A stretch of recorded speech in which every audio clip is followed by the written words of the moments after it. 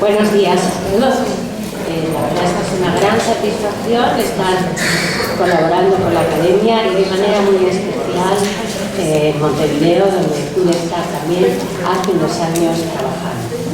Y muchas gracias a todos también, porque me vais a aguantar muy poquito, pero me vais a aguantar un poquito. Entonces os las doy de antemano. Cuando me ofrecieron participar en este taller, además de que estaba una compañera con la que me une muchos temas de trabajo, me planteaba cómo tendríais vosotros vuestros problemas en esta materia de ejecución. Yo he sido 13 años, juez de familia en Madrid, he sido luego inspectora de todos los juzgados de familia de España, en el Consejo General del Poder Judicial, y ahora estoy en un tribunal de apelación de familia, persona y menores desde hace 4 años. Y veo que los problemas en materia de ejecución siguen siendo los mismos.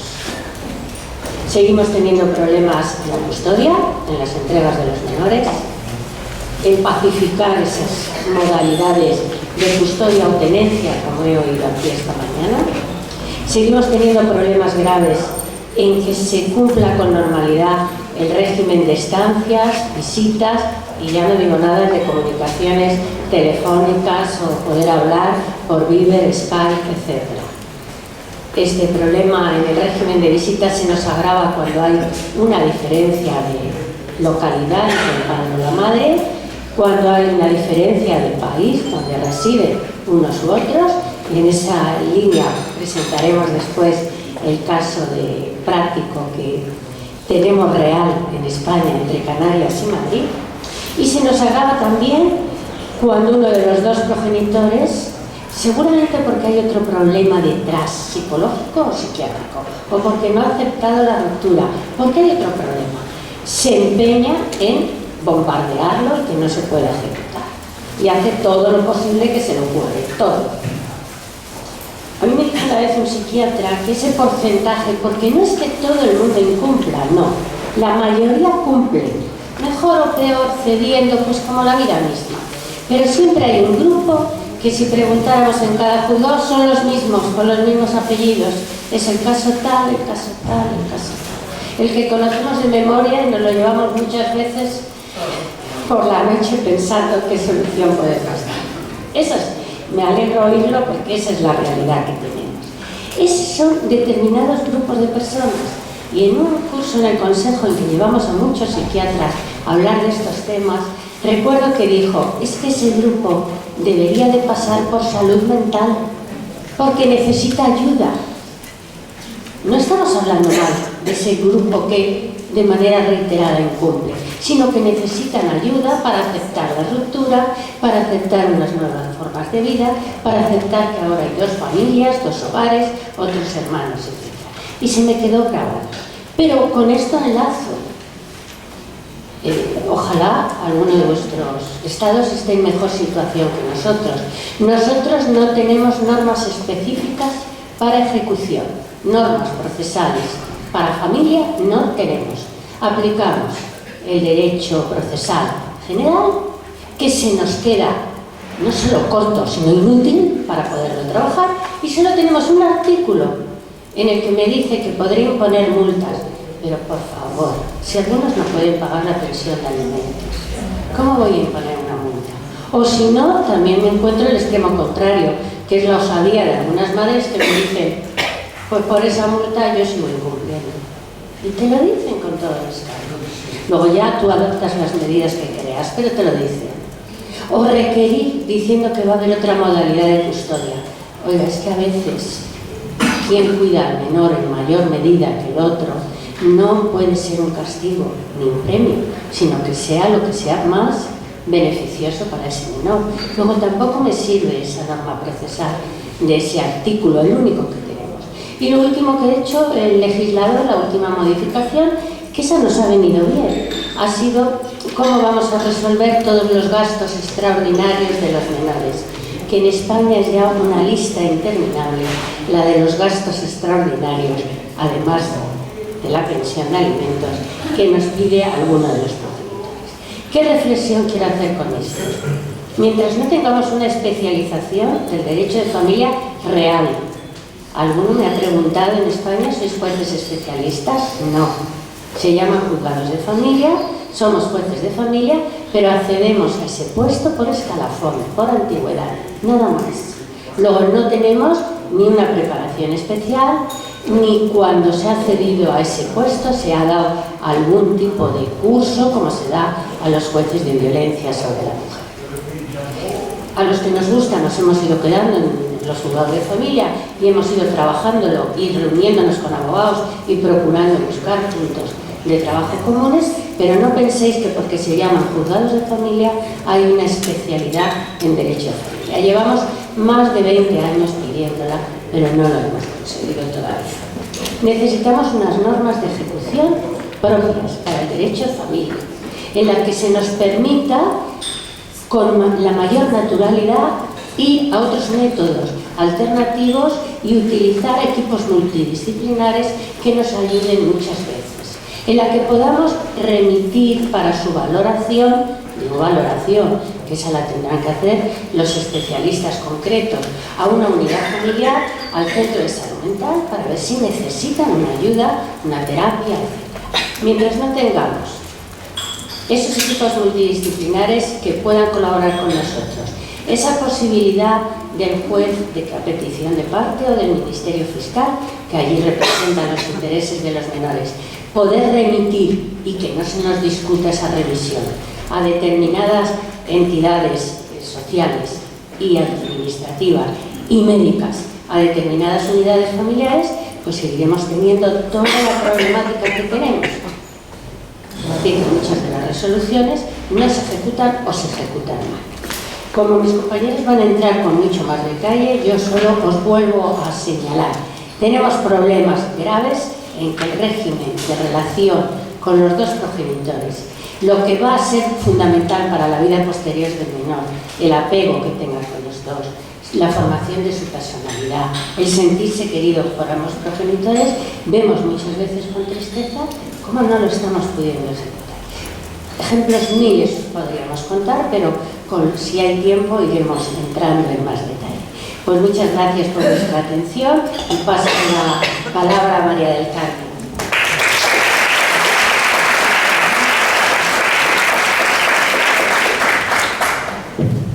Buenos días. Para los que no me conocen, yo soy un juez de familia.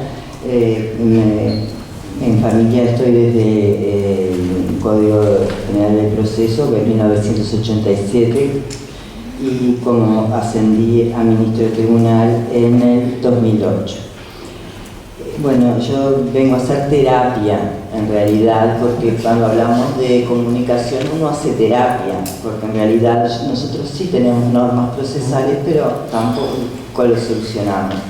En el 2004 se promulgó el Código de la Niñez y Adolescencia y parecería que sí tenía normas que solucionaban en algo la problemática de las comunicaciones, porque en principio definía, si bien hablaba de visitas en vez de comunicación, pero definía las visitas desde el punto de vista del niño, es decir, como que no era un derecho solo del padre, porque a veces se cree que es el padre, lo definía del niño, y daba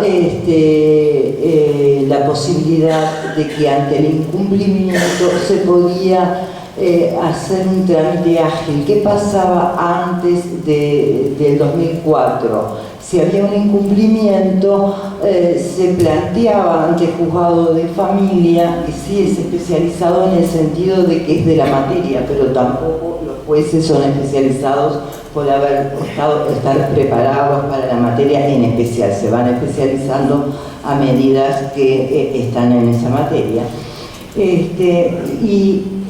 Imagínense que hoy no me entrega el niño, iban y presentaban un escrito, pero del escrito traslado, no sé, podían estar meses para poder llegar a ver el niño. Si no iban a la comisaría, si el comisario se avenía, podía llamar a la madre, era una cosa que en realidad, o ir por una medida cautelar. Lo que a la vez de que había juzgados, se creó, además de los juzgados de familias, con el Código de la Niñez y Adolescencia se crearon lo que se llama juzgados de familia especializados. Los juzgados de familia especializados son juzgados de urgencia, que su función es actuar en la urgencia en familia. Y ante un incumplimiento debían actuar tratando de resolver en ese momento si el incumplimiento de las visitas era justificado o no era justificado. Si era justificado, bueno, lo dejaba como estaba. Si era injustificado, hacía que el niño fuera con el padre que debía ir y lo tenía que remitir el expediente inmediatamente al juzgado natural de familia. ¿Qué pasó? Se desnaturalizó. Los juzgados de familia especializados hacían otro proceso, porque obviamente los abogados siempre tienen esas artimañas para cambiar las visitas y van para los especializados. Otra cosa que hacían era que los especializados tienen también competencia respecto de los niños vulnerados. Entonces denunciaban que los niños eran vulnerados en sus derechos, logrando cambios o que se cortaran las visitas. ¿Qué se terminó pasando? Que esos juzgados especializados hoy ya no tienen la competencia, por lo cual volvimos antes del 2004. Así que estamos peor que antes. Como sanciones, tenemos también el cambio de tenencia, que obviamente no soluciona nada, sanciones penales que no se aplican, sanciones de pérdida de patria potestad. Tenemos equipos multidisciplinarios, tenemos un proyecto que se aplica en Montevideo. Hay una canción de un autor uruguayo que dice: para morir hay que morir en la capital, porque todo lo que pasa, todas las herramientas están en Montevideo. Si estás en el interior no tenés nada. Entonces, en realidad tenemos un equipo en el Poder Judicial, también hay un equipo en el INAU, que es otro organismo estatal, pero todos están en Montevideo. En el interior los jueces tienen que tener creatividad. Estos equipos tienen un psicólogo, un asistente social y un psiquiatra, que los que dependen del Poder Judicial, cuando se presenta el conflicto después de la demanda y de la contestación y en la primera audiencia, si no se avienen a una conciliación, pueden ser evaluados por esos tres técnicos. Esos técnicos son convocados a una nueva audiencia, que manifiestan si es conveniente o no la visita, pero no hacen una mediación en realidad. Y si no logran la mediación, el juicio sigue.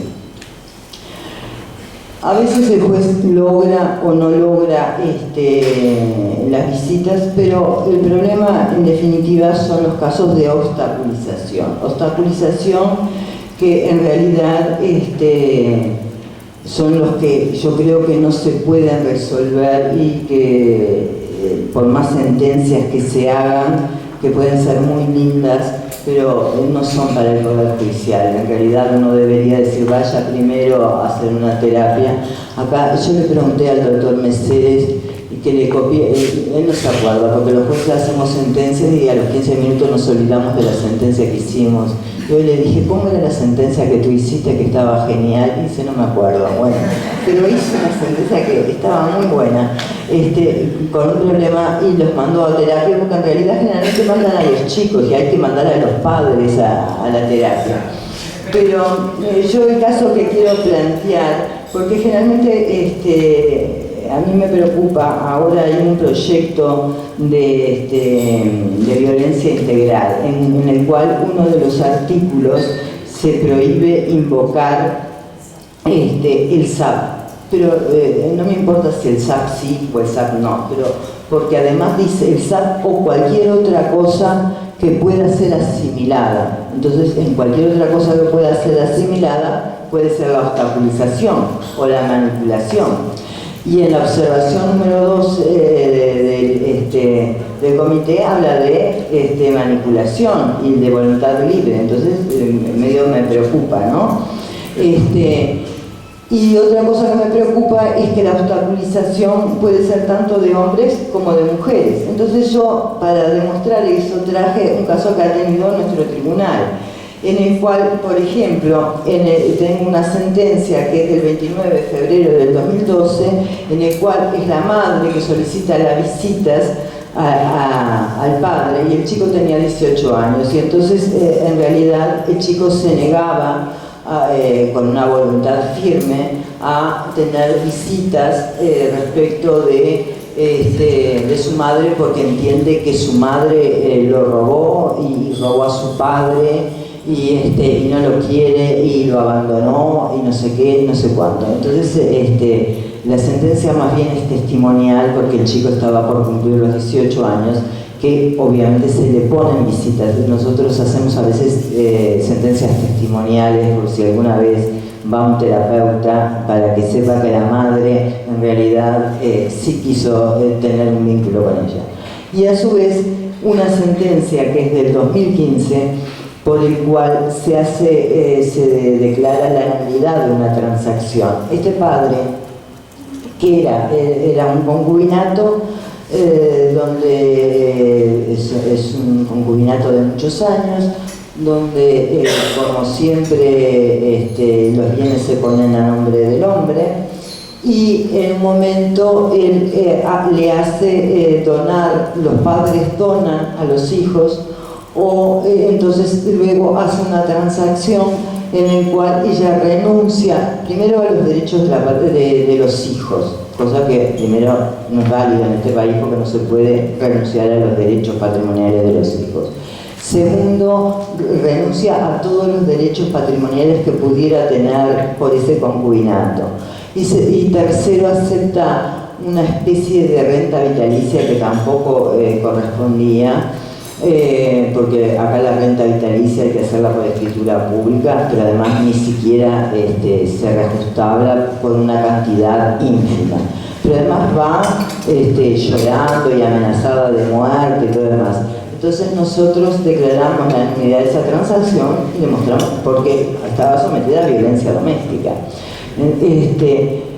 Entonces, uniendo las cosas, la obstaculización, la violencia doméstica, para demostrar que en realidad la obstaculización también puede ser, es decir, no tiene que ver con el género, que la violencia puede venir de los dos lados, y que hay que tener cuidado a veces cuando nos ponemos la bandera, que lo importante son los niños.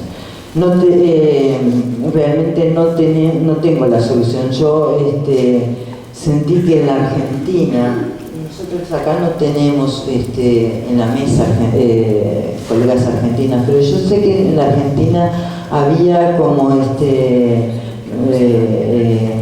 se podía derivar a tal vez se intervengan colegas argentinos, se podía derivar a grupos interdisciplinarios y después volverlos a lo jurisdiccional, porque creo que es la solución, porque creo que esta solución que la justicia es para dar el broche final y no para solucionar.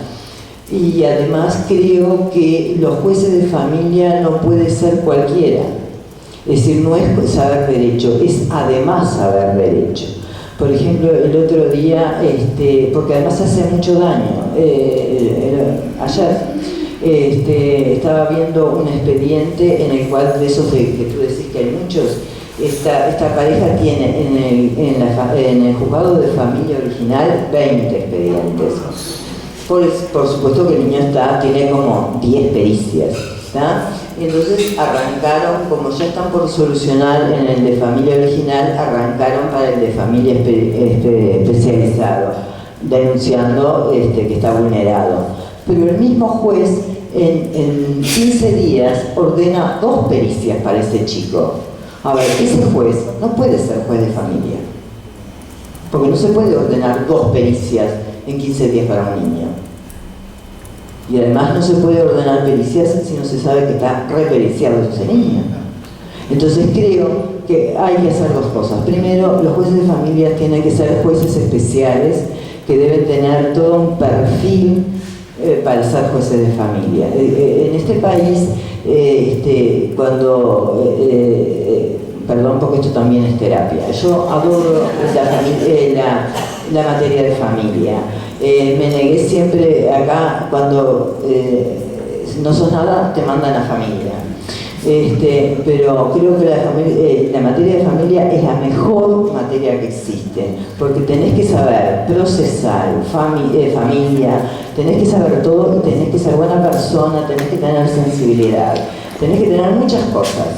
Porque de civil tenés que saber de derecho nada más, y derecho procesal, y familia tenés que saber mucho más, y ser buena persona. Entonces creo que el perfil del juez tiene que ser muy especial, y además creo que hay ciertas cosas que tenés que ponerle equipos. Acá no hay equipos, te hacen equipos que en 5 minutos te evalúan a una persona, en 5 minutos no evalúas a nadie, ¿tá? Entonces no podés decir que en 5 minutos evaluaron a nadie. Y estamos decidiendo de la vida, porque a mí cuando me llega al tribunal algo, yo no puedo decidir nada. ¿Qué voy a cambiar? Voy a hacer una sentencia que puede ser buena, mala, pero yo ya no pude cambiar nada. El juez que cambia y que puede solucionar es el de primera instancia. Es el que puede cortar cuando se está dando una obstaculización. El de primera instancia es fundamental. El de especializado es fundamental. Porque a mí me llega, a ver, este juicio que es de visitas, imagínense que yo la sentencia la hice en el 2012, no la hice yo, pero el juicio empezó en el 2007. ¿Qué puedo yo cambiar en el 2012? Nada. ¿Me explico? Bueno, ya hice terapia.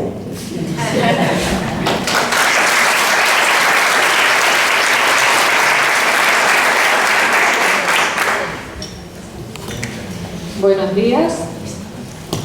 ¿Sí? ¿Bien? Ahora.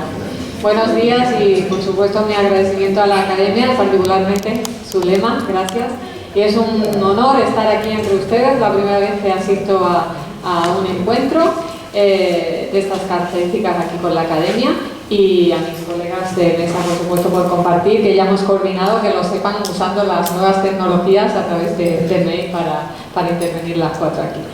Bueno, pues en la línea de quienes me han precedido, pues he de decir que, claro, comparto absolutamente todo lo que hasta ahora se ha dicho. ¿Especialización en Derecho de Familia? Pues evidentemente sí.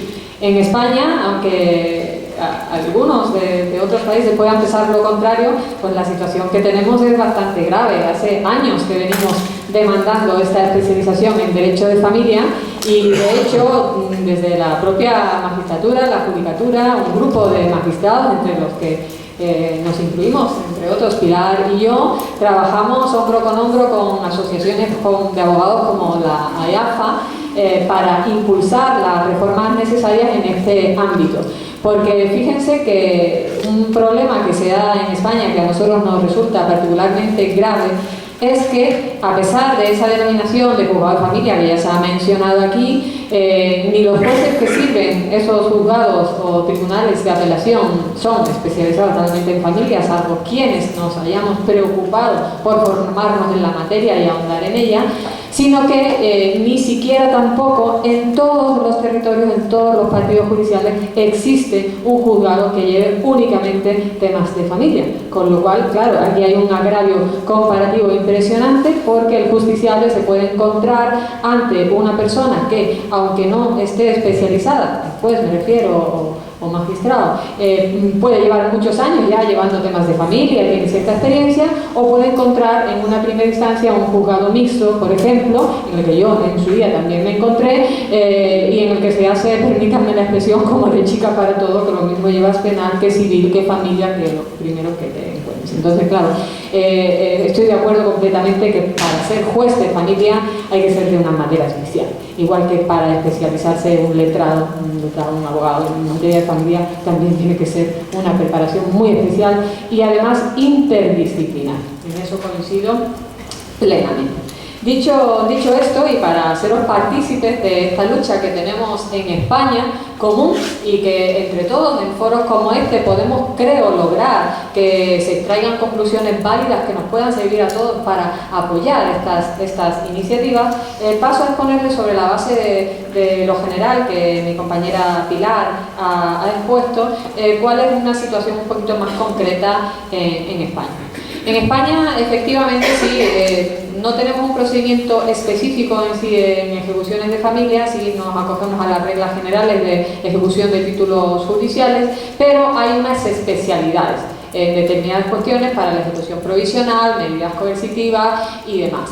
Que complican, en lugar de ayudar a resolver las situaciones, a menudo no las complican. Sobre todo cuando existen compañeros o compañeras pues como más formalistas y que no están tan experimentados en temas de familia, que quieren aplicar la ley a rajatabla, sí o sí, por algo que nos dice la Constitución española, que el juez debe juzgar y hacer ejecutar lo juzgado, además con todas las letras de la ley. Y otros pues que vamos en la línea de aplicar lo que verdaderamente es el derecho vivo, el derecho vivo, la evolución propia de las relaciones familiares y la evolución natural, la flexibilidad que debe tenerse cuando se trata de ejecutar una sentencia de familia en la que están involucrados, que es lo que me voy a centrar mejor. ¿Y por qué digo lo que me voy a centrar? Pues porque en mi ámbito profesional, aunque desde el año 99 ya específicamente estoy destinada en un tribunal de apelación especializado en familia, desde siempre, ya en juzgados mixtos que también lleve temas de familia, desde siempre ha sido defender la defensa de los derechos, sobre todo de los menores. Y participo en foros internacionales de este tipo, siempre en esta línea, y fundamentalmente me preocupa este tema. Los adultos nos podemos arreglar, nos podemos pelear, podemos discutir, pero hemos de darnos cuenta que los menores están ahí y que a menudo, como se ha venido comentando en esta mesa, están siendo utilizados en estas ejecuciones como armas arrojadizas de un conflicto interparental en el que no tienen que estar inmersos en absoluto. Y eso es lo que, desde mi modesto punto de vista, un juez no puede resolver en una ejecución. ¿Cómo lo hacemos? Pues yo les planteo muy a pinceladas, sobre todo cuando se trata de obligaciones de hacer, nos estamos refiriendo a lo que se comentaba antes aquí, régimen de custodia, comunicación, estancias con el otro progenitor, comunicaciones de todo tipo hoy en día, evidentemente, telefónicas, internet y demás. Cuando se involucra a un tercero, que pueden ser los abuelos, para que colabore en la ejecución de esa medida, o cuando lo involucramos los jueces, efectivamente, en unas sentencias, a lo mejor cuando hay un episodio de violencia en el que los padres no se pueden comunicar, decretamos un régimen de visitas, pero de manera que las entregas y las recogidas del niño o niña se realicen a través de los abuelos o a través de la hija que es mayor de edad. Pero en el procedimiento no hemos oído a los abuelos y no hemos oído a la hija mayor de edad, y probablemente tampoco hemos oído al niño afectado para saber qué es lo que quiere el niño y cómo quiere que se haga. Esto es un problema bastante grave que da lugar en la práctica a multitud de conflictos en las puertas de los colegios, en las puertas de las comisarías, y que llegan recursos incluso a apelación con ejecuciones cruzadas, porque por un lado puede ser el progenitor custodio, por el otro el progenitor no custodio, el que ha planteado su distinto punto de vista de la situación. Cuando nos llegan apelaciones en el tribunal en que nos movemos Pilar y yo, nos podemos encontrar, pues claro, a lo que llamamos la política de hecho consumado.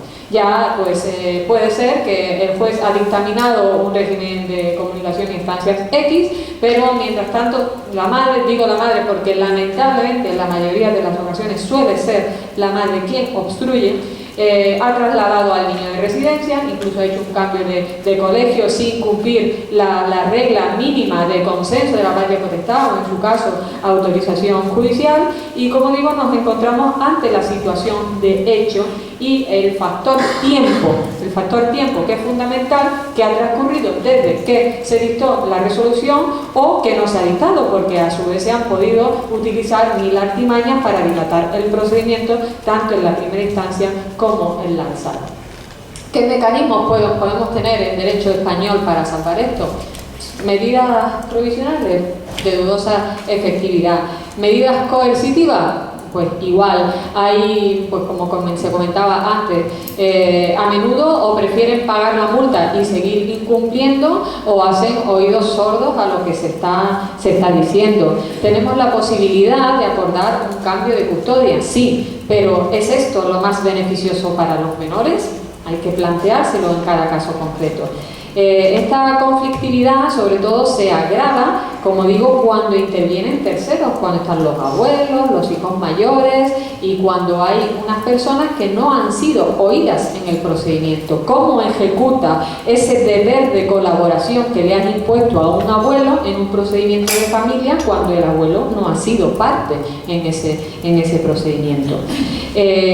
Aparte, en el derecho español interno no solo tenemos que interpretar, o por lo menos así lo vemos los compañeros magistrados que estamos por la labor de una flexibilidad mayor en las ejecuciones de familia por nuestra parte, no tenemos que interpretar la letra de la ley cuadriculadamente, ¿no? Cuadriculadamente. Tenemos que atenernos, pues, tanto a nivel internacional a la Convención de los Derechos del Niño, como si nos vamos al ámbito europeo, a la Carta Europea de Derechos Fundamentales, en concreto el artículo 224, los derechos del menor, y también nuestro derecho interno español, que tenemos ya la ley de la protección jurídica de la infancia y la adolescencia, el derecho del menor a ser oído, a que sea involucrado en todas las decisiones que le afectan.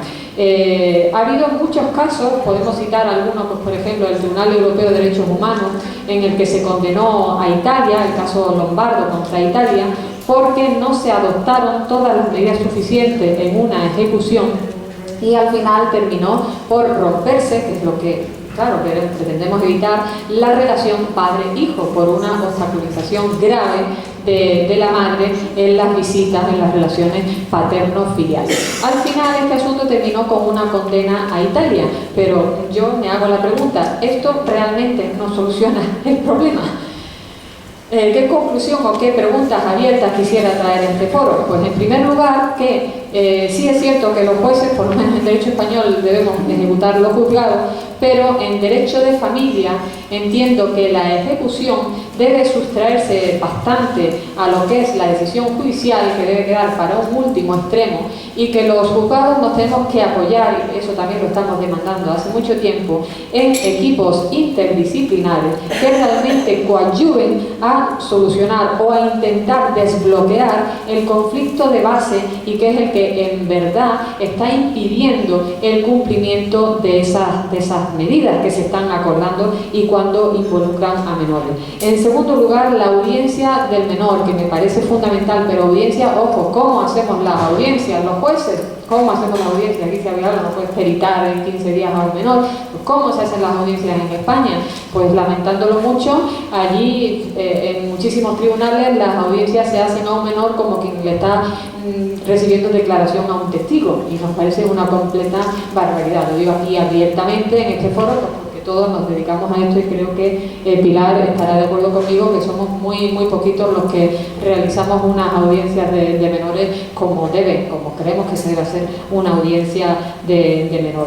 En tercer lugar, lo que es el factor tiempo. El factor tiempo es fundamental en estas situaciones, y si hay que adoptar alguna medida drástica, que a veces no hay más remedio, también observo que los compañeros jueces solemos ser como bastante temerosos a la hora de aplicarla, y digo que sí, nuestra decisión debe ser en último extremo, pero tampoco debemos tener ese temor, ese miedo a imponer una decisión de autoridad cuando el caso realmente lo amerita. Ahora bien, esa decisión de autoridad, entiendo, no debe ir solo plasmada por escrito en una resolución judicial, de ahí que demando se nos permita una mayor flexibilidad e implicación del juez, sino citar a las partes a una lista en las que se les hagan ver las consecuencias de ese incumplimiento, de esa obstaculización que están realizando, para que se conciencien un poco de la repercusión que están teniendo en su hijo, en el bienestar emocional y el desarrollo integral de la personalidad del menor, en que los afectos, no lo olvidemos, son esenciales y muchísimo más con sus progenitores, con sus respectivos progenitores. Y por último, destacar que allá, al menos en nuestra audiencia, y me consta que también en otras, cada vez en situaciones que vemos que pueden ser idóneas, estamos remitiendo, cuando resolvemos un asunto en ejecución, a mediación. Lo remitimos a posteriori, es decir, hemos adoptado una fórmula, por lo menos en la Audiencia de Las Palmas, que la llamamos cláusula de mediación, por la cual resolvemos el caso concreto que en apelación nos viene vía ejecución, pero advertimos a las partes de que esa situación no tenía por qué haber llegado a ese extremo y las remitimos a que si en un futuro, por la interpretación, cualquier discrepancia que pueda haber en esa cuestión de patria potestad, de visitas o que involucre a terceras personas con audiencia del menor, acudan antes de ir al juzgado, intenten por lo menos una mediación. Sé que se va a hablar en este foro también del sistema de gestión de conflictos, por lo tanto ahí no voy a entrar, pero sí apuntarles que es una de las posibles salidas. Otra, como les decía, el apoyo de los equipos interdisciplinares que nos coadyuven a desbloquear las situaciones, y también nos consta que en Cataluña, y alguna compañera también catalana que igual lo puede explicar mejor en otro foro, existe una figura que es el coordinador de parentalidad, que es como un híbrido que bueno, pues que también puede coadyuvar siempre que los casos que se planteen con la coordinación de parentalidad sean idóneos para ello, porque aquí también un problema es que sepamos discernir qué es lo que puede ir por mediación y qué es lo que no puede ir por mediación, porque claro, hablamos de mediación y todo el mundo se cree que es la panacea. Este no es el foro de la mediación, pero quiero expresarlo porque soy miembro de GEMME, coordino territorialmente GEMME en Canarias y siempre tengo que hacer el speech un poco en este sentido. Esta es la problemática que tenemos esencial en estos temas en España, el cruce de ejecuciones. A veces en apelación nos vamos encontrando una ejecución con un procedimiento de modificación de medidas,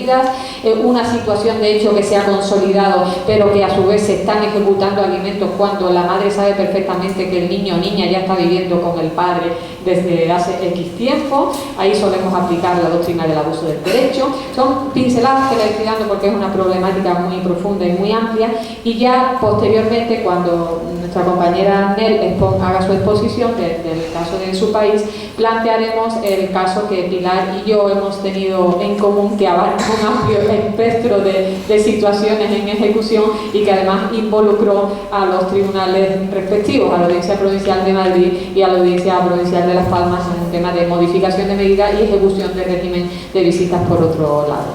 Muchísimas gracias.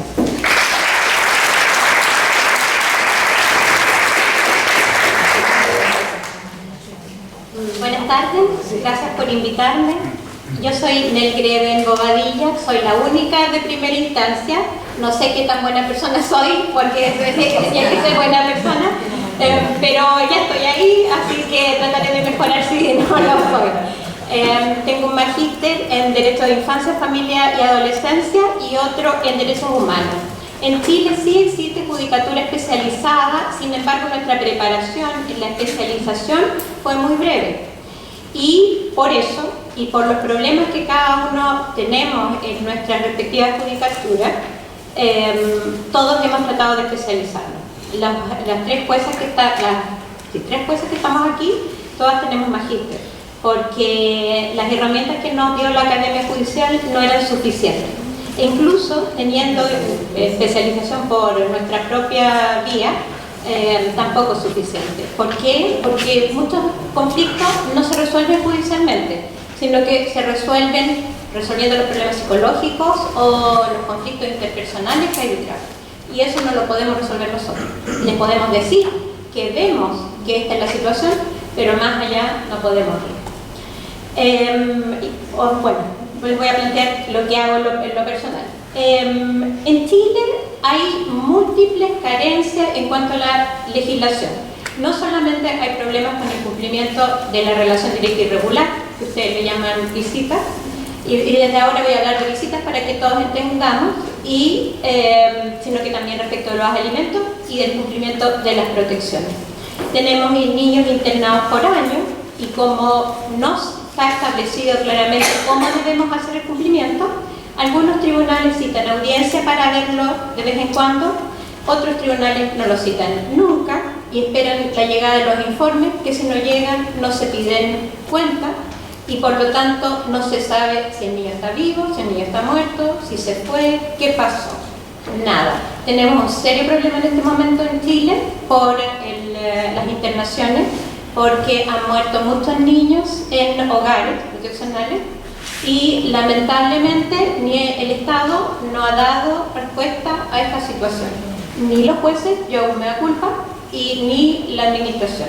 Tenemos más de 1000 niños muertos en hogares proteccionales o estando bajo supervisión del organismo administrativo que se encarga del cumplimiento.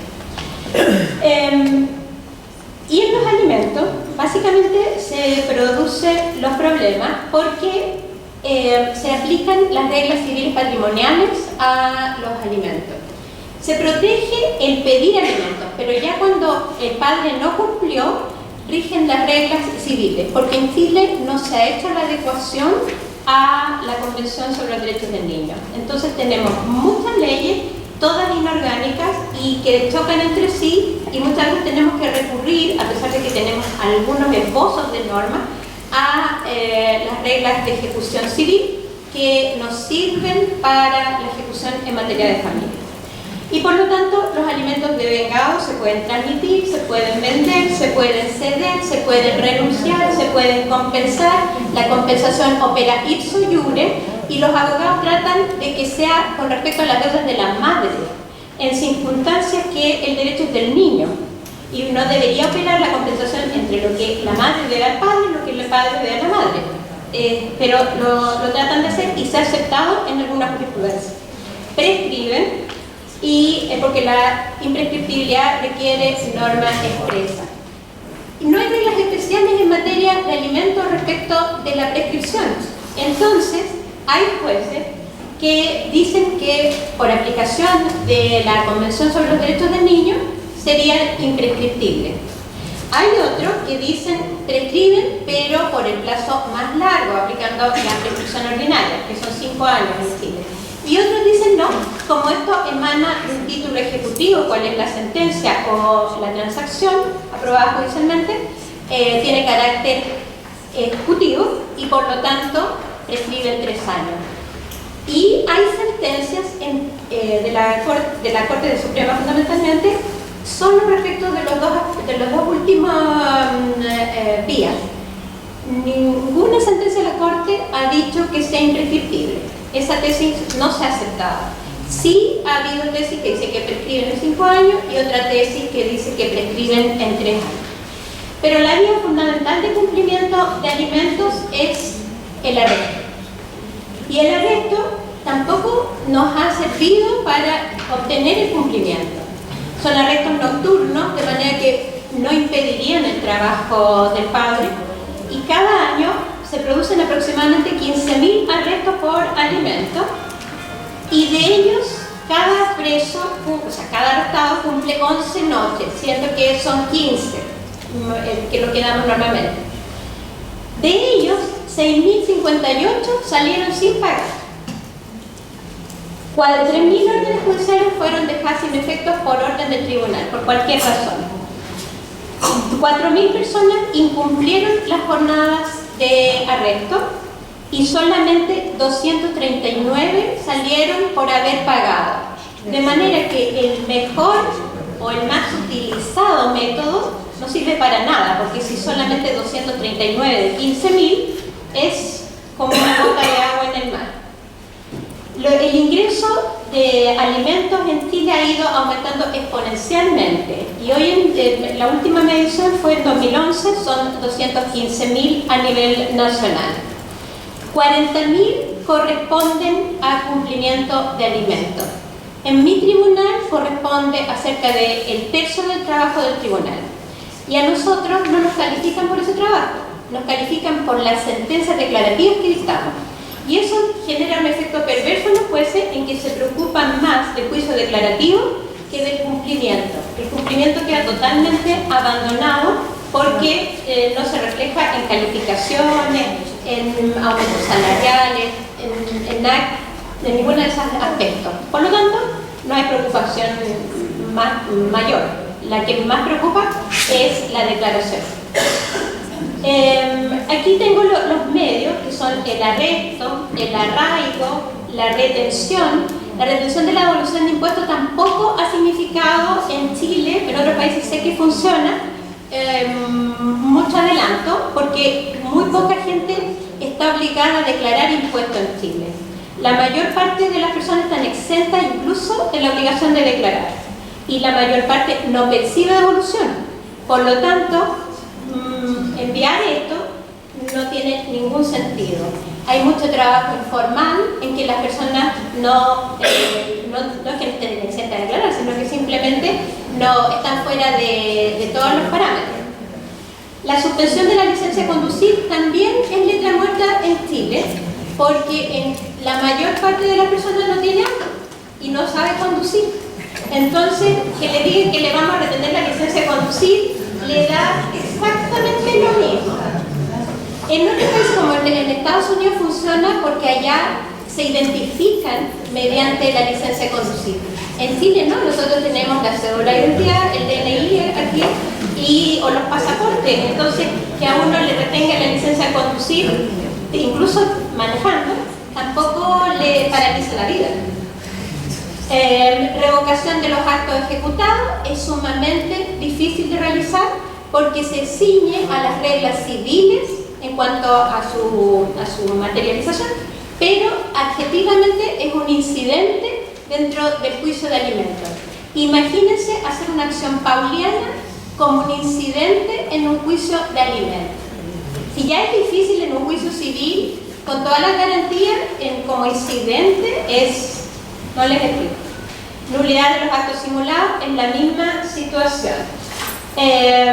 La separación judicial de bienes tampoco es muy pedida, a pesar de que después de 2 arrestos puede solicitarse. No lo piden porque la mayor parte de la gente no tiene nada y por lo tanto administrar nada no necesita una declaración judicial.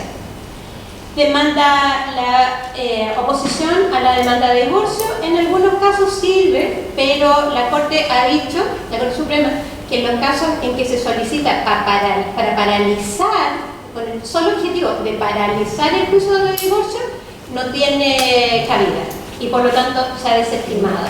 Y la única oportunidad que tenía la madre de recuperar los alimentos de sus hijos se pierde. Las cauciones también son letra muerta porque las personas en Chile tienen pocos bienes y la mayor parte, por ejemplo, de las casas pertenece a la sociedad conyugal y está siendo quien habita el hogar común es la mujer con los hijos. Entonces, si yo le pido que me establezca una hipoteca, en definitiva, si esto se realizara, voy a perjudicar a la propia familia. Y la responsabilidad solidaria de ciertas personas en el caso de incumplimiento de la obligación y la penalización de ciertas conductas. Esto podría haber servido que dentro del juicio de alimentos el padre, el alimentante, debe declarar su patrimonio. Y eso podría haber servido como medio de prueba, pero como en Chile, para que sirva de medio de prueba, se tiene que ofrecer y se tiene que incorporar en la audiencia preparatoria, incorporar en la audiencia de juicio, y eso no lo hacen, no lo podemos tener en cuenta. Y además, muchos mienten y uno envía los antecedentes a la Fiscalía para que persiga penalmente los incumplimientos, a faltar a la verdad o que los documentos son incompletos, en fin, y la Fiscalía archiva por principio de oportunidad. De manera que la gente sabe que puede mentir y no va a pasar nada. Los procedimientos establecidos para obtener el cumplimiento son complejos y la Corte ha dicho que pueden comparecer sin abogado y después no se pueden defender. Porque imagínense la prescripción, si el demandado de elemento alega la prescripción, si ya es complejo para los abogados determinar si procede, si no procede, si procede la suspensión, en fin, para una persona que apenas sabe leer y escribir, en Chile el 30% de las personas que acuden a los tribunales de familia no ha terminado la educación primaria. Entonces, pedirle que se defienda de una alegación de prescripción es como pedirle que calcule la distancia de aquí a Orión. Imposible. Y por lo tanto quedan en total indefensión. Hoy en día lo único que ha cambiado es que no es necesario acompañar la libreta de ahorro, porque obtenemos la información directamente del Banco del Estado, que es el que lleva las cuentas de alimentos. Pero en lo demás, si ustedes ven, es muy complejo para las personas llevar a cabo esta... Y muchos dejan de pedir cumplimiento porque significa faltar al trabajo si trabajan, dejar a los niños solos si están en el cargo de los niños, o pagar la micro, el bus en Chile, que para muchas mujeres es mucha plata, porque es cerca de $1 y ellas ganan $100. Eso es lo que pueden llegar a percibir por pensión. Entonces, bajo esas condiciones, yo prefiero darle comida a mis hijos que estar pagando una micro para ir a pedir el cumplimiento. Y después, cuando logran encontrar, porque los hombres responden, las mamás, las convivientes los niegan en las casas donde viven, y cuando los logran encontrar, alegan la prescripción. Y ahí quedamos otra vez en el círculo. Y dicen que fue negligente y se aceptan las prescripciones, a pesar de que puede haberse movido mucho hasta que se aburrió. Además se pueden pedir las suspensiones de los apremios y la primera causal de suspensión es que carece de medios necesarios para el pago. O sea, para eso mejor la señora se ahorra el viaje. Y lo que les decía antes, el tema de la prescripción sigue siendo un tema en Chile, porque hay tantas versiones como jueces y en las cortes también, porque además se dice que una parte de la jurisprudencia de la doctrina dice que no procedería la suspensión en favor del incapaz, porque tienen un representante legal. Por lo tanto, estando su representante legal, que es la madre, ella debía moverse para pedir el cumplimiento, y si no lo hizo, sería porque no los necesitaría, porque ya vivió, en fin, dan toda clase de argumentos para no dar lugar al pago. Y dentro de los que dicen que sí procede, tampoco está claro hasta qué punto procede, porque en el inciso segundo del artículo que habla de la suspensión dice que transcurridos 10 años no se tomará en cuenta ninguna suspensión. ¿Y eso qué significa? Que después de los 10 años yo hago como que nunca hubo suspensión, o empiezo a contar desde ahí la prescripción tomando en cuenta estos 10 años de suspensión. Ha habido jurisprudencia que ha dicho que no se debe tomar en cuenta. Ha habido otra que dice, muy raro, que se cuenta para atrás desde el momento en que se pidió el pago de los alimentos. Y la suspensión, ustedes saben que empieza a actuar cuando se produce la incapacidad y no desde el momento en que yo pido el cumplimiento. Entonces debería contarse hacia adelante y no hacia atrás. Pero por lo menos le deja subsistente 10 años de pensión al niño. Lo cuenten como que a lo mejor jurídicamente no es muy feliz, pero por lo menos es más acorde a la convención que decir que no procede la suspensión de la prescripción. Y por último, la interrupción de la prescripción también produce problemas, porque hay jurisprudencia que señala que la interrupción de la prescripción no la produciría el pago efectuado antes de la liquidación de la deuda. Es decir, yo solamente una vez que liquida la deuda y tengo el monto indubitado, el pago que hiciera después de eso produciría la interrupción natural de la prescripción. La que hizo antes, y que en el fondo era un reconocimiento de que tenía deuda, no sirve. Y por lo tanto, de nuevo, es a favor del padre y en contra del niño. Y por lo tanto, todo esto va a generar, a veces son deudas millonarias, 40 millones de pesos, 60 millones de pesos, que efectivamente el padre no puede pagar de una sola vez, pero fue él el que dejó de pagar por años, porque para llegar a ninguna pensión de alimentos de 10 millones de pesos, sí, sino que la mayoría, el promedio, es de 103.000 pesos. Nada. El juicio ejecutivo de alimentos, en materia de alimentos, es muy escueto y hay que recurrir a las normas civiles, lo que genera numerosos incumplimientos y numerosos problemas para hacerlo cumplir.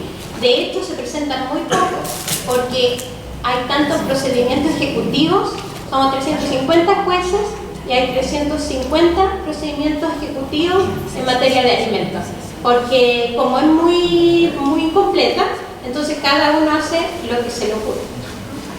Este es el proceso para la suspensión de la licencia de conducir.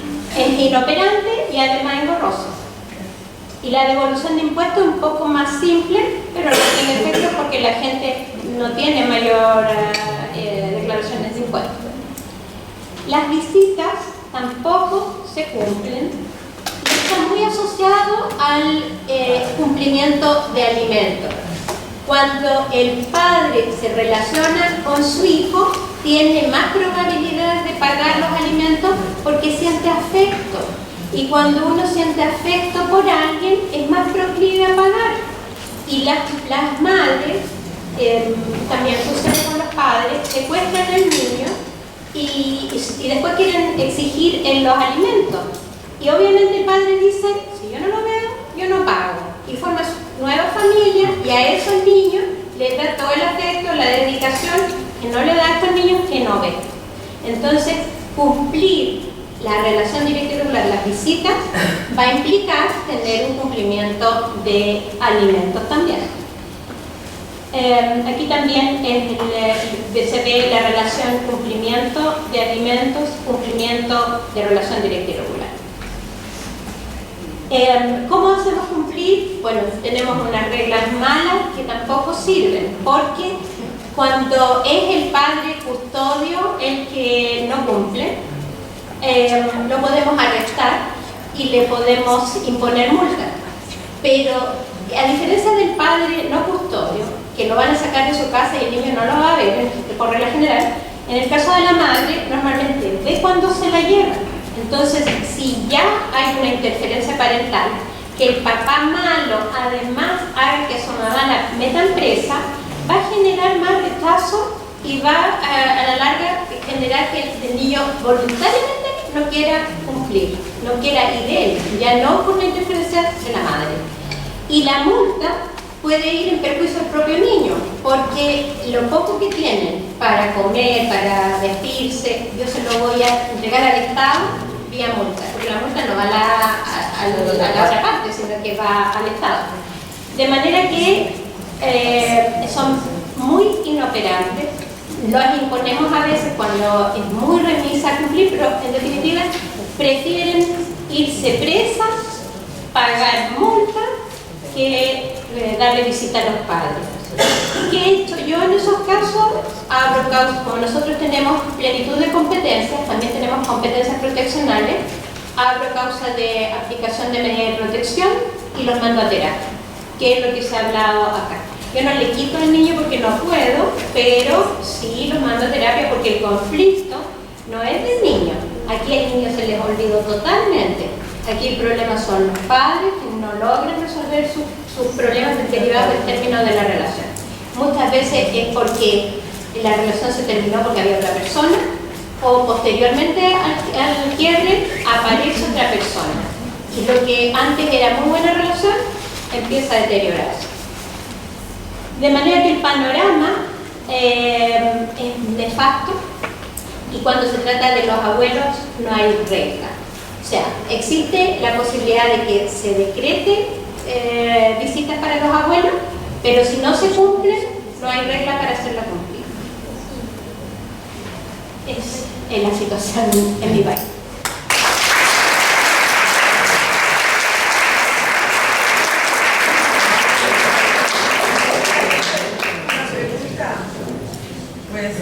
¿Hay algún proyecto de ley en estos momentos para revertir esta situación? Respecto de los alimentos, hay un proyecto, pero va en la vía de agilizar el otorgamiento de rédito. Pero, por ejemplo, una medida que sí ha servido en otros países es que vayan a un registro público de deudores. Esa sería como, por lo menos he visto que en Estados Unidos, en Suecia funciona, pero en Chile nunca han querido hacerlo para no perjudicar las posibilidades laborales del padre. Un momentito, por favor, porque aquí en la coordinación de la mesa queríamos plantearle los casos primero para abrir el debate, porque no hemos concluido todavía la presentación. Los vamos a presentar el caso conjunto de España y luego alguno de Chile, ¿verdad? Para poder... ¿Tú vas a presentar también el tuyo? Vale. El que le queríamos presentar de España es un caso pues, basado en real, una situación real. Muy brevemente se la planteo.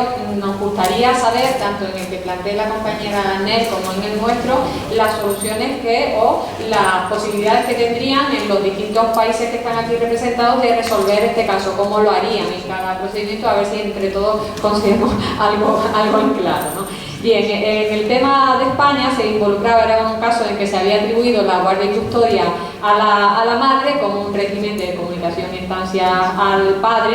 En ese momento los dos vivían en la misma isla, que era la isla de Gran Canaria, pero en el ínterin, pues casi antes de notificarse la sentencia, la mamá se traslada primero a Fuerteventura, a una isla cercana, supuestamente por razones de trabajo, aunque bueno, luego se supo que no, porque era pues la típica situación en que se quería ya de entrada obstaculizar la relación con el papá, y después se vino a marchar a Madrid. Cuando ya se notifica la sentencia, todo esto por supuesto fue a espaldas tanto del juzgado como del progenitor no custodio, a quien ni siquiera se le comunicó, ¿no? Ya solo no se consensuó ese traslado de residencia, ni cambio de colegio, ni nada demás, sino que a espaldas totalmente de la legalidad, ¿no? De las reglas mínimas.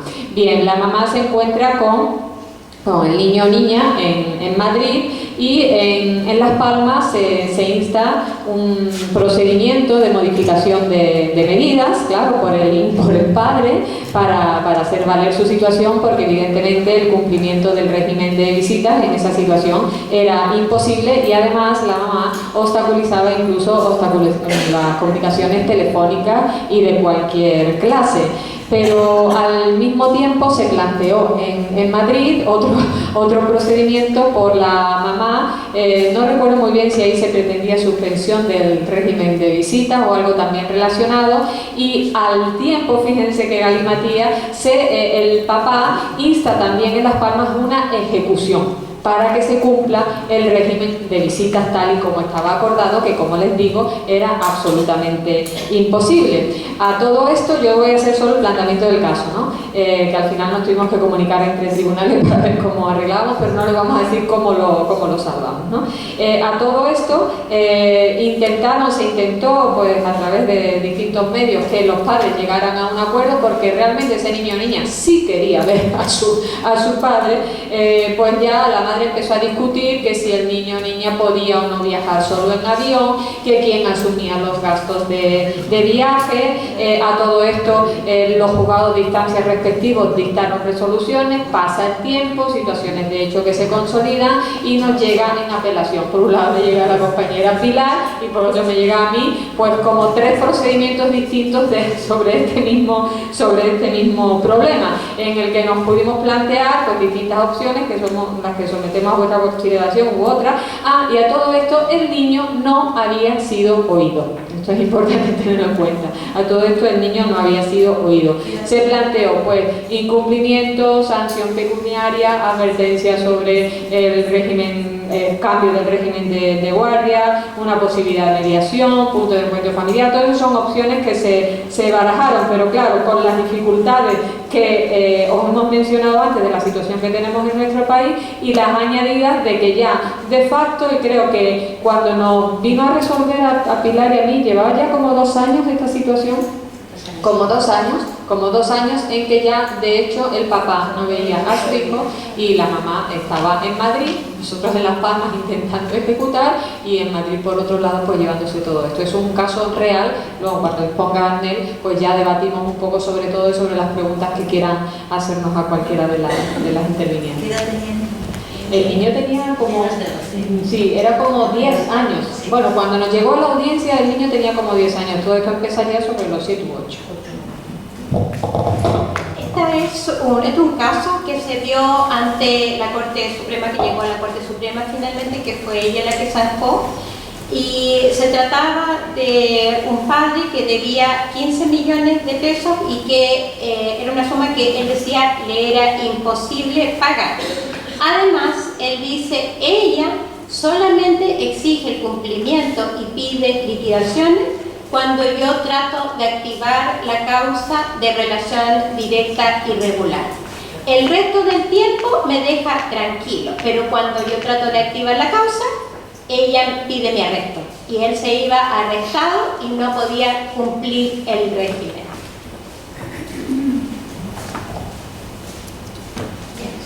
Estos 2 casitos, pues bueno, como un poco representativos de situaciones que ocurren en los respectivos países, los queríamos trasladar pues, para vuestra consideración, opinión y ya. Sí, yo no planteo ninguno porque obviamente puede haber acá pues ya lo que ustedes quieran plantear y pues esto es un taller más bien, entonces ya aquí se trata de sus opiniones, de compartir. Yo coordino.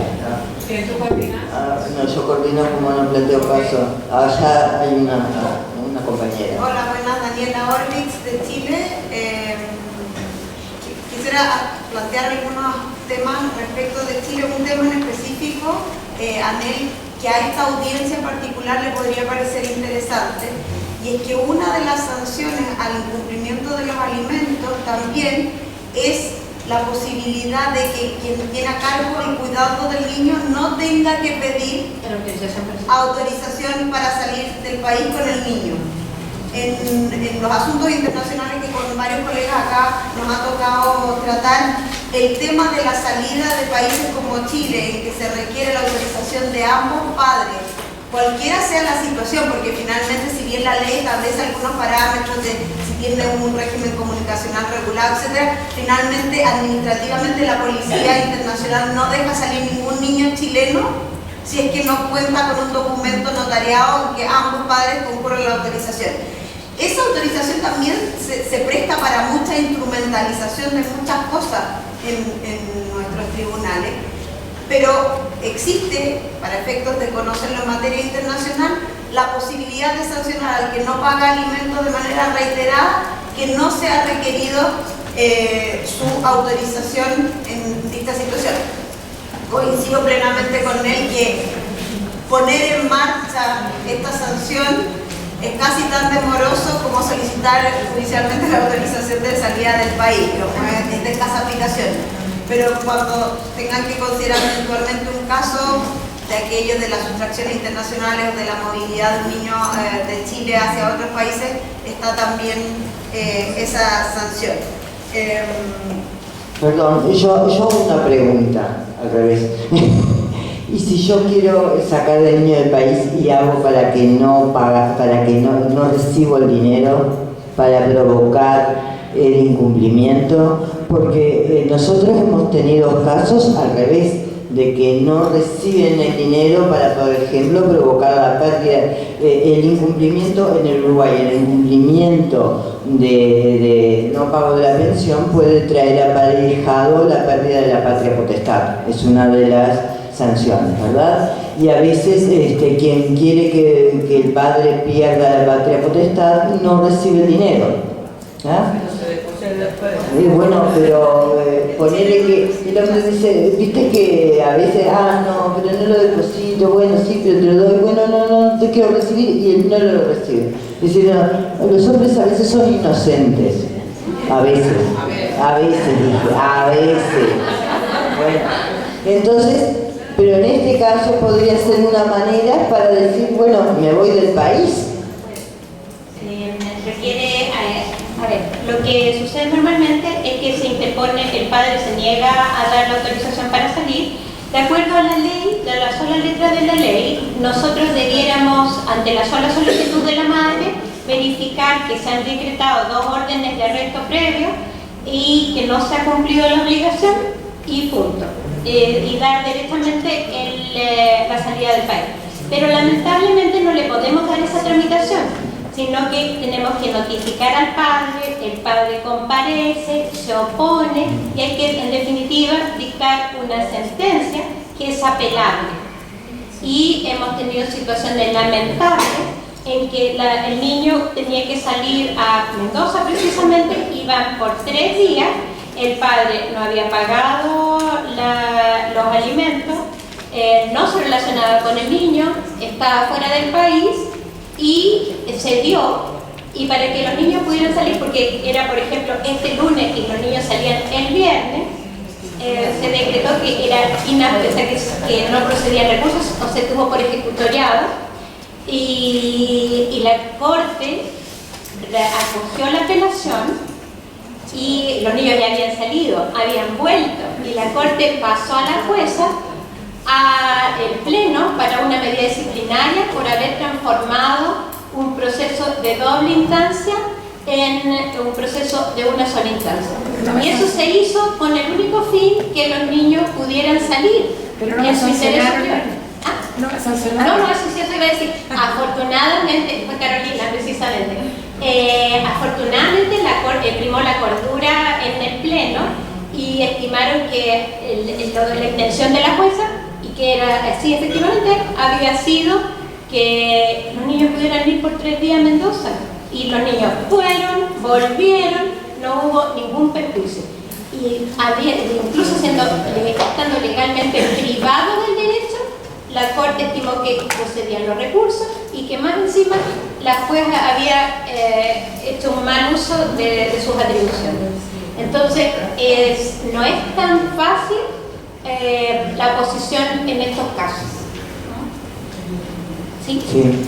Bueno, en España no mezclamos las cuestiones económicas con las personales. Muchas veces los clientes nos piden, oye, como no me paga, este fin de semana no lo he dejado los niños. Y nuestra obligación como letrado es decirles que tienen que separar, que ya reclamaremos las cuestiones económicas por un lado, pero nunca se pueden mezclar con los niños, por mucho dinero que deba el padre, y menos todavía quitar la patria potestad. Puede ser un elemento ahí a tener en cuenta para muchas cosas, para pedir suspensiones de la visita, para en su día a lo mejor pedir una suspensión de beneficio de la patria potestad por impago, pero nunca mezclamos las cuestiones económicas con las personales. Y luego también se me ha ocurrido, vamos, no lo digo porque es un tema que tenemos en España, el instrumento que no se utiliza mucho de cara a Chile, y es que en España se creó un fondo de garantía de las pensiones. Fondo de garantía que luego ha quedado ahí muerto y muy pocas personas. Yo no conozco a nadie que haya podido acceder, pero permíteme. Se me ocurre que en Chile, con el dinero de las multas de tantos impagos, se podría hacer un fondo de garantía para pagar las pensiones. Y de ahí tener, porque es que me da mucha pena lo que has contado, de tantos niños como mueren en esos centros, pero me imagino que fuera de los centros morirán otros pocos, porque si no se pagan las pensiones ni hay manera de cobrarlas, o esas madres, las pobres, no pueden tirar para adelante, o vamos, se están cometiendo una injusticia muy grave. Creo que el Estado debería, mi humilde opinión, que no soy nadie para meterme las cosas de Chile, pero ofrezco esa idea. Tenemos un fondo de garantía de pensión al que sí que podrían ir esas multas que decimos, una multa para el Estado, ¿no?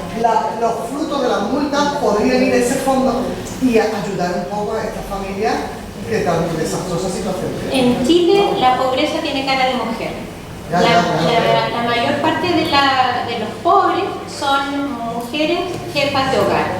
Y porque se produce esto, que no tienen ninguna ayuda, y el Estado de Chile asume el deber que le impone el artículo 27 de la Convención de hacer cumplir o de cumplir subsidiariamente. Esto yo lo he planteado en varios foros y había una idea, pero todavía no se plasma en un proyecto de ley porque todo pasa por... Mirad esto, mirad este fondo, no es un propio para Chile, en España no lo está haciendo porque... Te voy a explicar la mente latinoamericana, porque hay que explicarte primero la mente latinoamericana.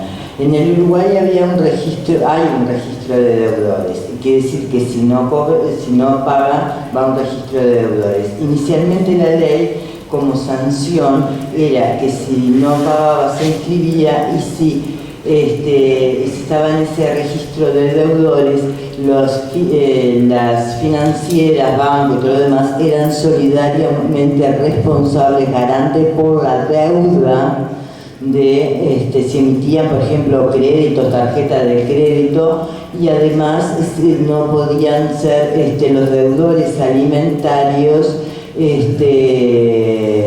ser proveedores del Estado.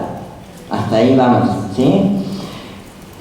Los bancos intervinieron y cambiaron esa ley, y hoy si los bancos dan crédito o algo que acaba de aprobarse y está en la ley de intermediación de financiera, que para todo tenés que tener tarjeta de débito, tienen una multa que no llega a los $600, el banco que va al Banco Central, no al niño, ¿ah? Y en cuanto a proveedor del Estado, no podés ser si, creo que tengo acá la suma, la que ya te digo, de cuánto es,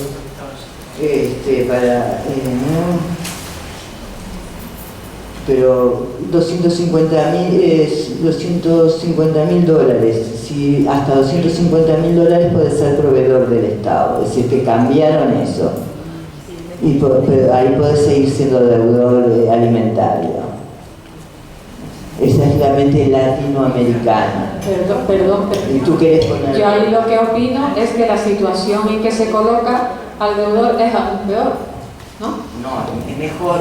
Es mejor, ¿no? Claro, porque si no le permite tener... Es mejor porque fíjate que en la otra manera, si el deudor incumplía, el deudor incumplía, el banco y le daba crédito al banco, el banco pagaba.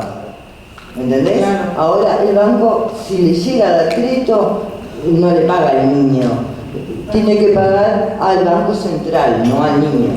Claro, porque por eso digo que es situación peor para el niño. Para el niño, o sea, que no soluciona. No soluciona para nada. Es al contrario, quizás lo que hace es ahogar más. ¿Qué le puede, a un banco, qué le puede hacer $600? Nada. ¿Entendés? Ya, pero vamos, imagínate. Sí, perdón. Yo vengo de un lugar, yo soy de Argentina, de una provincia del sur, de la Patagonia. La mayoría de la gente de este lugar es empleado administrativo, empleado de la administración pública, y nosotros, por lo menos en las cuestiones del cumplimiento de las pensiones alimentarias, lo que hemos logrado con el tiempo es, al momento de los acuerdos o de la sentencia de imposición de la cuota alimentaria, es el descuento directo del sueldo a través del sistema del empleador, con un depósito en una caja de ahorro que es gratuita y que tiene las mismas facilidades que cualquier caja de ahorro de cualquier banco. Se depositan en el banco oficial. El depósito se tiene que hacer entre el 1 y el 5 de cada mes, y con eso se cumple la cuestión de la pensión alimentaria. El gran problema es en el monotributista o el trabajador independiente. Es decir, que esta cuestión que ustedes tienen en Chile de un gran nivel de pobreza que impide el cumplimiento de la cuota alimentaria, acá no se produce, es al revés. El que más debe es el que mayores recursos tiene, o el que no cumple es el que más recursos tiene, porque al ser trabajador independiente, empresario, monotributista, es muy difícil. Y una de las cosas que nos ha pasado a nosotros es la proactividad de nuestros jueces, creando medidas alternativas que ponen al alimentante en la misma situación de indefensión que el niño. Por ejemplo, no paga la cuota alimentaria, el incumplimiento de la cuota alimentaria impide que la madre afronte los gastos de luz, de gas, de servicios públicos. Entonces, por ejemplo, uno de los jueces de Rawson, de la capital de la provincia, empezó a imponer el corte de la luz en la casa del progenitor. Entonces decían, bueno, se pone en situación de riesgo a los otros niños si hubiera otros niños. Lo que resolvió el Superior Tribunal de Justicia de la provincia, que es muy interesante, es que, por ejemplo, se corta en el comercio si el señor tiene un comercio, tiene una habilitación comercial, o se le embargan las tarjetas de crédito, se le impide la utilización de las tarjetas de crédito, se le secuestra el vehículo, y por lo menos en algunos casos ha dado resultado. O por ejemplo se le impide ingresar al lugar del trabajo, o se le impide hacer compras en los supermercados, ¿no? A ver, primero tú, sí. Sí, tú. Yo soy de Brasil, me disculpo porque mi español es muy mal. En Brasil nosotros tenemos dos formas, dos caminos para hacer el cumplimiento de alimentos. Uno que es para las 3 últimas parcelas, los 3 últimos meses, que se puede pedir con arresto de la persona, del alimentante, hasta el pagamento. Hay un plazo de 60 días para la persona se quedar arrestada. Esto no impide la cobranza de los valores. La mayoría de las veces esto es que hace pagarlo. Las más antiguas, antes de los 3 meses, nosotros ejecutamos como una dívida civil, con peora de los bienes, inscripción en servicio de protección al crédito, y ahora estamos intentando hacer la limitación de hacer pasaporte, de la permisión de conducir, pero no lo hemos hecho tampoco hasta ahora. Pero la prisión, el arresto, infelizmente es la más fuerte, la más eficiente cosa que podemos hacer, pero solamente por los 3 últimos meses. Pero las prestaciones que se vencen en lo de coger del procedimiento también se cobran junto con las 3. Se pierden las 3 y van se sumando hasta el pagamento. Gracias. Había otra compañera.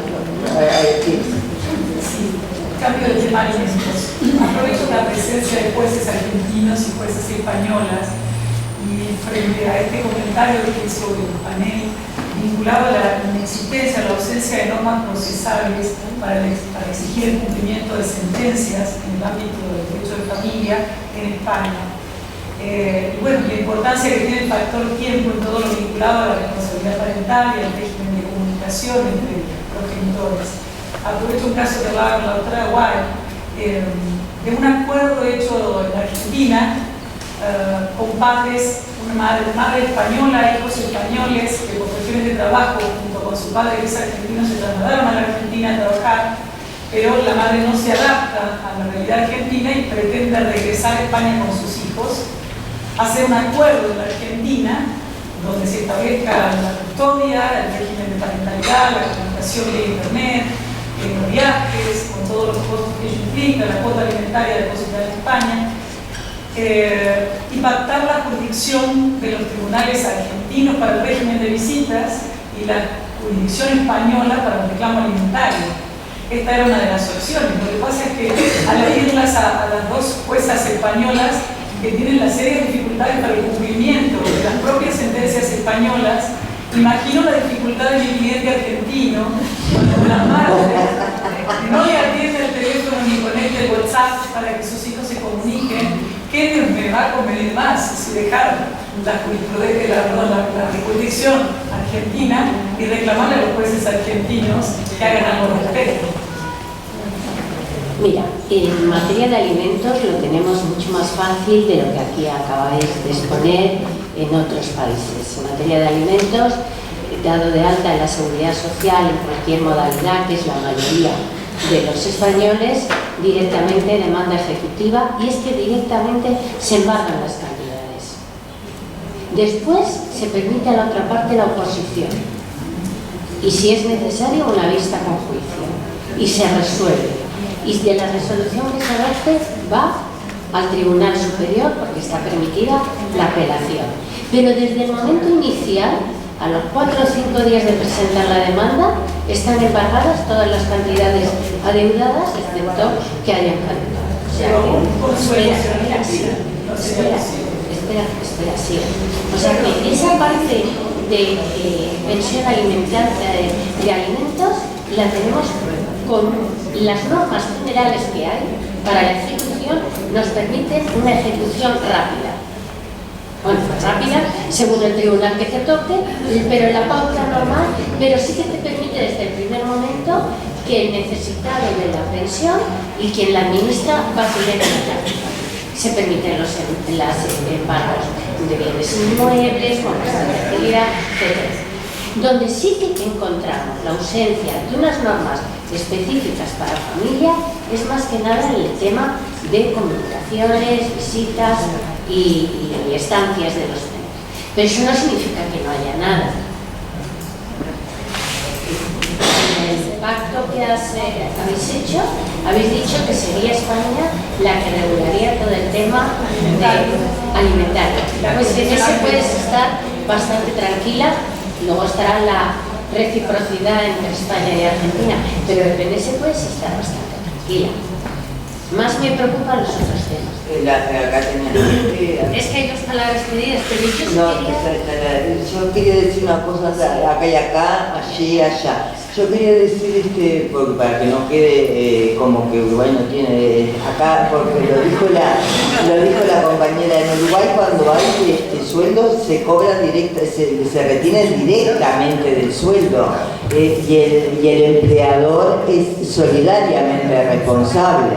El problema es cuando no hay sueldo o no hay un ingreso de donde retener, por eso no lo plantamos ni como problema, nosotros no lo pusimos como problema. Y cuando hay bienes es fácilmente ejecutable. Acaba de aprobarse una reforma del Código de Procedimiento, es muy rápido para ejecutar, inclusive en la ejecución se pueden embargar las cuentas y se manda, se averigua las cuentas y se embargan las cuentas que tenga la persona. Es decir, si hay bienes no hay problema. El problema es cuando no se sabe, no hay bienes. ¿Me explico? Bueno, tengo acá.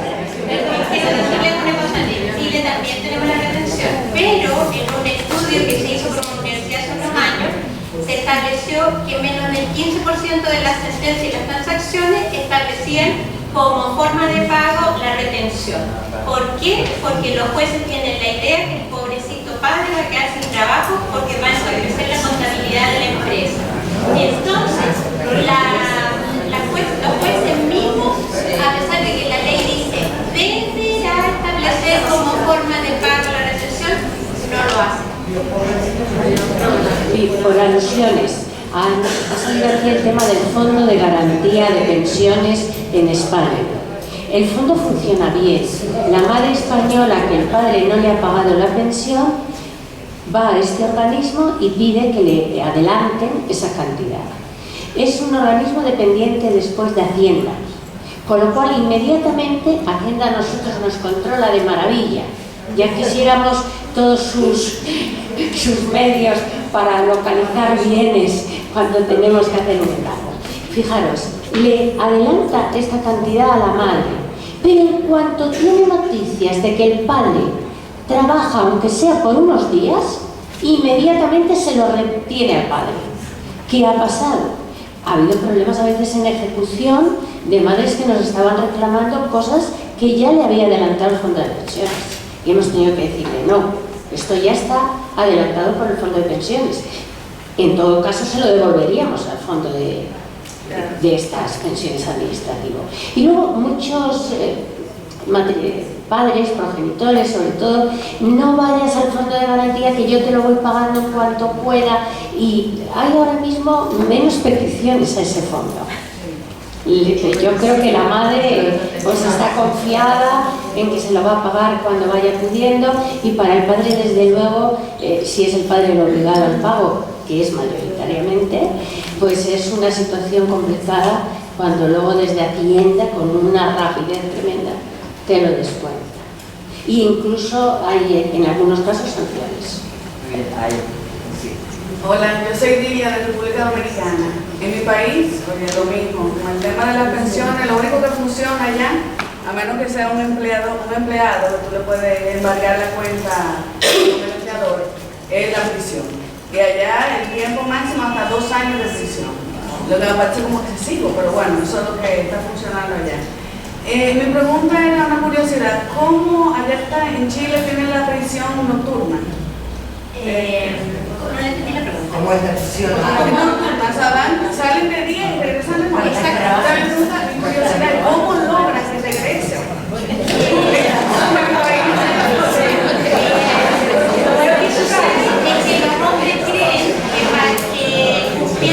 Los hombres creen que cumpliendo el resto nocturno no tienen que pagar la pensión, que es como una conmutación de la multa, que la multa sí se puede conmutar por cárcel. Entonces van, incluso cuando dejan de cumplir un día, piden órdenes de reingreso. Y uno les dice, pero esto no le va a servir porque va a tener que pagar igual. Pero cumplen porque creen que sirve para no pagar. Otra pregunta. Tú mencionaste también como que en el Banco del Estado están las cuentas de la pensión. Me gustaría saber a qué te refieres con eso. Y luego otra pregunta para el tema de las visitas. Lo que sucede es que nosotros tenemos un convenio con el Banco Estado, el Poder Judicial, para que todas las pensiones de alimentos sean, las libretas estén abiertas, las cuentas de ahorro estén en ese banco y no en bancos comerciales que les van a cobrar comisiones, y al final, como son pensiones bajas, puede ser que la comisión sea más alta que la propia pensión. Entonces, hoy en día, hasta hace un mes atrás, era por libreta de ahorro que se ponían las cantidades y todo, y ahora ya va a ser con tarjeta electrónica, y la información de las libretas, una vez que la señora pide el arresto, va directamente al tribunal. Entonces ella no tiene que ir a actualizar su libreta y volver al tribunal, que ya era otra vuelta, sino que simplemente lo pide, el tribunal recaba la información y ya lo otro corre por cuenta del tribunal. Ahora una pregunta para el tema del incumplimiento. Cuando una persona demanda el incumplimiento de un régimen de visita o de comunicación, ¿tiene que llevar alguna prueba de que se está incumpliendo, verdad? Que no es, me lo estoy inventando o algo así. De entrada no, de entrada es la simple manifestación. Bueno, a veces viene por una denuncia ante la policía el incumplimiento, y otras pues simplemente con una demanda de ejecución para que se cumpla o para que se obligue a que se colabore en el cumplimiento porque se está obstaculizando. Pero de entrada, claro, porque la prueba en estos casos es ciertamente difícil, por lo menos el principio de prueba, ¿no? Luego ya, a través del procedimiento de ejecución, que es lo que tenemos complicado, pues sí, habrá una oposición, y ahí es donde tenemos realmente el meollo de la cuestión y el problema, porque puede ser que la madre comparezca diciendo, pues no es verdad, pues yo sí que le dejo, lo que pasa es que él no viene a buscarlo a su hora, por ejemplo, ¿no? Entonces ahí en la dinámica. Sí, comentaba antes que hay en España unos puntos de encuentro familiar, lo que pasa que tampoco funcionan bien en todos los sitios, donde a través de estos puntos de encuentro familiar canalizamos el cumplimiento de las visitas. Entonces, con cierta flexibilidad en ejecución de sentencia, por lo menos para si hay una relación paterno-filial que ha estado suspendida en el tiempo, o que intentamos que sea un régimen progresivo para que después se normalice, los derivamos al punto de encuentro familiar. Y ahí ya, pues que hay un personal especializado y demás, pues se consigue que realmente, y con eso garantiza que se está cumpliendo, porque el papá y la mamá tienen que ir al punto de encuentro y tienen que llevar al niño. Pero claro, digo que los puntos de encuentro familiar tampoco funcionan en todos los territorios ni todo lo que se debiera en cualquier circunstancia, pero es la salida que tenemos en estos casos. Bueno, le damos la palabra a la colega, después nos da la solución del caso porque tenemos que cortar, y nosotros también tenemos eso en Montevideo, como siempre, tenemos que morir en la capital. Nosotros también tenemos puntos de encuentro, pero solo en Montevideo. Hay que morir en la capital, sí, Mira, claro. yo no me quería ir con la duda, imagino que muchos de mis compañeros también, de si retomando el caso español, si a la madre se le obligó a volver. Ahora te va a contar, terminamos con eso. Hay una otra pregunta, Sí, otra duda para la resolución, por favor. ¿En ninguno de los dos casos, ni en Chile ni en el vuestro, se intentó la mediación? Ahora te van a dar. Sí, tanto en el de intentar solucionar el conflicto como en el vuestro. Ahora te van a decir. En Las Palmas sí intentamos derivar la mediación. A ver si doy la... A ver, sí, allá. Fuerte. Sí, mi nombre es Juan Francisco Sarricueta, yo soy abogado en Chile. Trabajé hace poco en la Autoridad Central de Chile para la aplicación del convenio de Nueva York sobre la protección de alimentos en el extranjero. Y muchos de nuestros casos eran por España. Por lo tanto, me sorprende mucho lo que usted señala, porque efectivamente muchas de las pensiones que nosotros teníamos acordadas o decretadas en España eran de personas que tenían bajo nivel de renta, y después nuestro gran problema ha sido poder obtener el pago, porque en general la Autoridad Central Española nunca nos ofreció esa alternativa de tomar de parte de los niveles de seguridad social cuando no pagaba el padre alimentante. Entonces, de hecho, me parece, me sorprende y de alguna manera también me molesta el que la Autoridad Central Española nunca me lo haya señalado, porque tenemos, como le digo, un montón de casos con España que son lamentablemente los vecinos. Mira, pues después hablamos, me cuentas los casos, con la Autoridad Central tenemos relación y vemos qué ha pasado. Porque las demandas ejecutivas de alimentos son las más rápidas y las que mejor funcionan en España, en ejecución. Por eso, pero como puede haber algún tema internacional que no, y luego hablamos, si te parece. ¿Cómo termina? Bueno, a ver, en Madrid no sé si se intentó, en Las Palmas sí intentamos que, bueno, pues lo remitimos a mediación. No hubo acuerdo en mediación, pero sí se desbloqueó. Que eso es algo muy importante que veo yo en la mediación, que aunque no haya acuerdo en mediación, se desbloqueó un poco el conflicto interparental.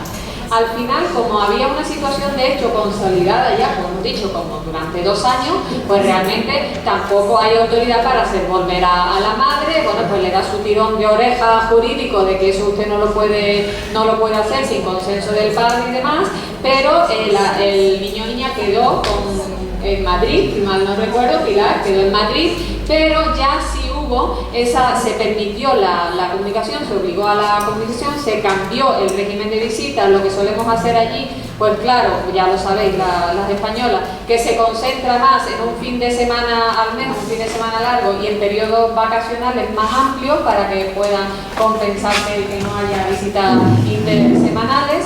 Y luego el tema de los gastos y que el niño viajara o no viajara solo en avión, que fue una gran polémica, pues al final también se solucionó, porque ya con 10 años pues el niño, incluso el mismo niño decía que a él no le importaba en absoluto, sino que para él como que era casi una aventura viajar solo, viajó solo y se quedó con lo que después ha fijado la doctrina del Supremo, que los gastos de ida los asumía uno y los de regreso otro. Y si la madre, que es el criterio que tenemos, si la madre no quería que el niño viajara solo, pues lo acompañaba de secreto, lo acompañaba ella, pero a su cargo. Y así es como solucionó ninguna. Una sola preguntita por curiosidad. Después, lo que pasa después, ¿se monitorea o se deja impulso de parte cuando surge un inconveniente? A impulso de parte, ya nos damos cuenta, si no te vuelve a venir el problema, porque si no lo tenemos una y otra vez y otra y otra. Cuando hay solo, por ejemplo, en La Palma hay solo una sección especializada en familia, todo lo que haya sabemos que nos va a llegar. Entonces, si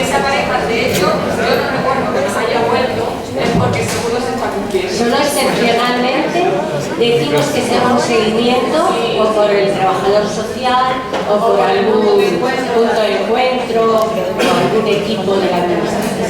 Son excepcionales. Bueno, seguimos